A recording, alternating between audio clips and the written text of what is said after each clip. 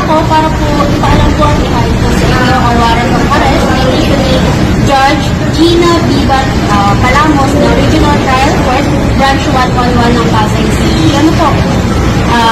Ito po ang warrant po sa Labulit is 14 counts under po siya ng Section 28 ng RA 8799 po ang the Securities Regulation Code. Panoorin ang actual video ng pag-aresto ng Southern Police District sa actress at businesswoman na si Neri Naig sa isang convention center sa Pasay City noong Nobyembre 23.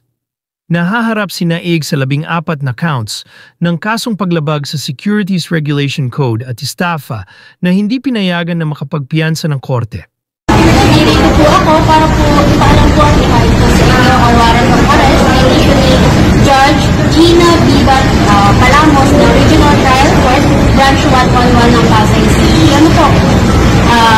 Ito po ang warrant po sa Labulit is 14 counts under po siya ng Section 28 ng RA 8799 po ang the Securities Regulation Code.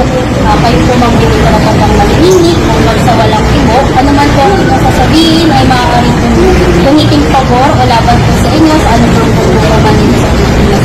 Kayo rin po ay may karapatan sa abogado. Kung may karapatan po kayong kumuha at pumili ng sarili po ninyong abogado.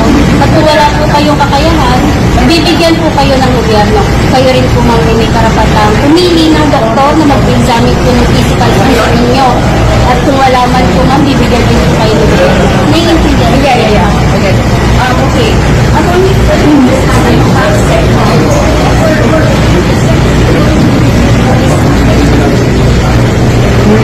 ano sa